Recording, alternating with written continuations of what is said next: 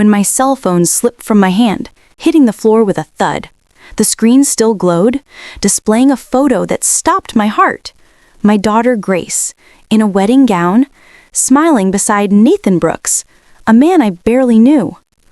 I called her, voice trembling, and asked, "Grace, did you get married?" To which she casually replied, "Yeah, Mama, yesterday." Her voice drowned by street noises, admitting it was a small wedding with only family. A word that cut deep as I, Evelyn Rose Carter, a 67-year-old mother who raised Grace alone in Charlotte, North Carolina, after my husband Samuel died when she was 3, realized I was excluded from her life's pivotal moment. Learning of her wedding like a stranger through a Facebook post captioned, "Our special day, family complete," with only Nathan's parents, George and Margaret Brooks, present. For years, I cleaned houses for the Thompsons and Wilsons, scrimped every dollar for Grace's college, and dreamed of standing beside her at her wedding. But that Tuesday, as I sipped coffee in my small kitchen, the photo shattered that dream. My calls to Grace going to voicemail, her eventual text promising to talk later, feeling hollow.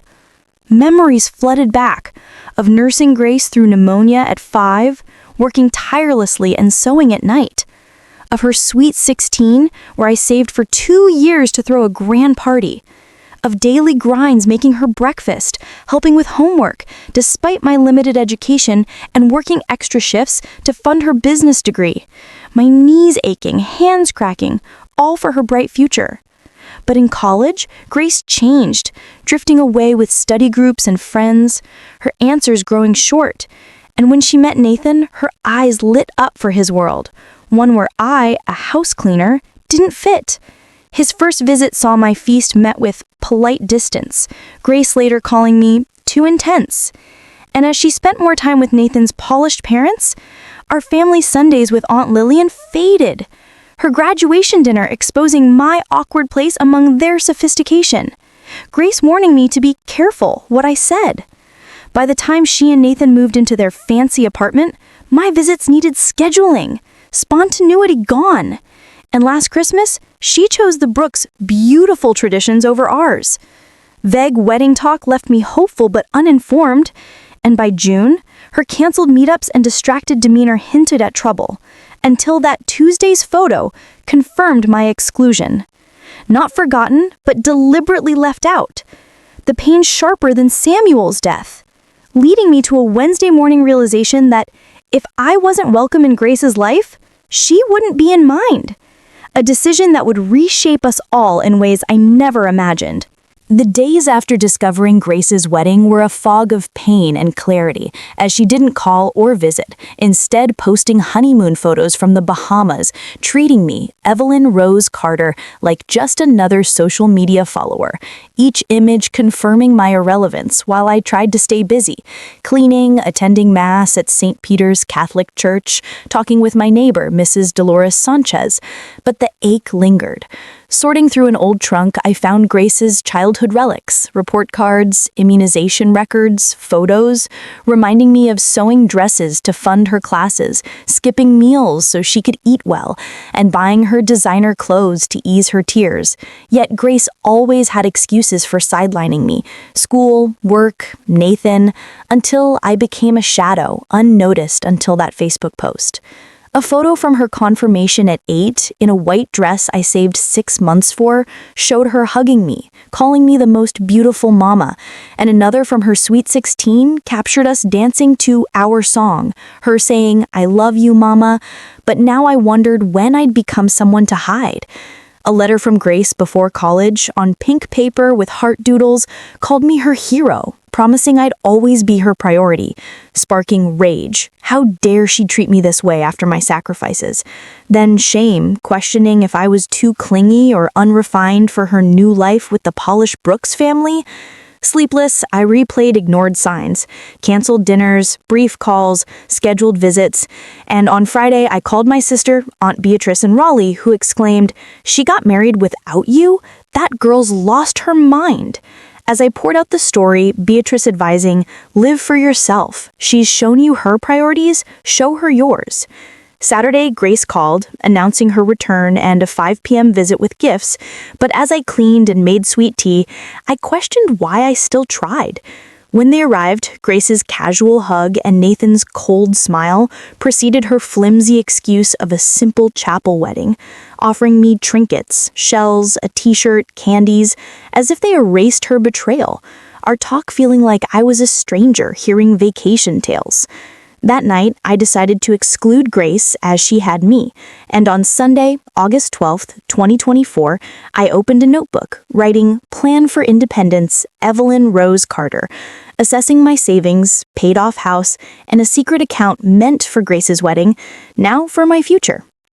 Researching housing, I visited Harmony at Ballantine, a senior community, choosing a cozy balcony apartment, and at the bank, Mr. Thomas Reed helped me secure funds, while at the lawyers, Mr. James Parker updated my will to split assets between Charities and Grace, contingent on her explaining her choices. I hired movers, stored Grace's things, and kept my plans from her despite her calls. By Friday, Linda confirmed my Monday move, and when Grace invited me to dinner, I declined, citing a Harmony trip to Lake Norman. Her shock revealed she wasn't used to me having a life. Sunday's trip brought new friends, and on Monday, I moved to Harmony, leaving Grace's empty room with a whispered, "Thank you for teaching me to walk away." Driving to Ballantine, feeling free, embracing an uncertain but beautiful future. My first week at Harmony at Ballantine was a dream, waking in my cozy apartment, sipping coffee on my balcony, and meeting neighbors. Mrs. Vivian, a retired teacher, Mrs. Lorraine, a former clerk, and Mr. Henry, a widower carpenter, who valued me as Evelyn Rose, not just Grace's mother, making me feel seen at community meals where they asked about my life and dreams. Wednesday, I joined Mrs. Sanchez's knitting class, her praise for my embroidered napkin marking the first time in years my work was valued for itself, and Thursday's dance class with Mr. Henry, laughing through cha-cha and waltz, left me feeling alive, as he said, "It's never too late." That night, Grace called, frantic, "Mama, your house is empty, where are you?" And I calmly replied, "I moved to a place better for me. A community where I live independently with friends." Her shock at my social life prompting, "Are you mad about the wedding?" To which I said, "I'm at peace, living for myself. You chose to exclude me, and decisions have consequences." Affirming, "I'll always love you, but love includes boundaries now." Days passed without her call, but I was busy with yoga, excursions, and mass, and when Grace and Nathan visited Harmony's lounge on Friday, her nervousness and his unease evident, I assured them, "I'm comfortable," countering Nathan's probing about costs with, "I saved more than you knew, for Grace, now for me." And when Grace asked if I was angry, I said, "Disappointed, sad, but at peace. I've found my worth beyond being your mother," telling them both, "If you want a relationship, it's on equal terms." 6 months later, I thrive at Harmony, tending plants, reading, attending chapel as Evelyn Rose, while Grace's tearful voicemails go unanswered. Her lawyer-delivered letter explaining the wedding exclusion as a practical choice to please the Brooks, lacking remorse or gratitude, confirming she saw our bond as an obligation. So I stored it with old photos, needing no reply. I think of mothers like me sacrificing for children who dismiss them and say it's never too late to choose yourself. My freedom coming from self-respect, not revenge. As I told Mrs. Vivian at a community dinner, I miss who I thought Grace was, but not the relationship that diminished me. And today, on my patio, writing with the fountain sound in the background, I, Evelyn Rose Carter, have found my voice, strength, and freedom, shaping a future that's mine. If you liked the story, you can support me by sending a super thanks, so I can keep bringing more stories like this. Thank you so much for your sweet support. I'm looking forward to your comments on the story. On the screen, you can see 2 new life stories that I highly recommend. There's so much more on my channel. Don't forget to subscribe. See you in the next life story. With love and respect.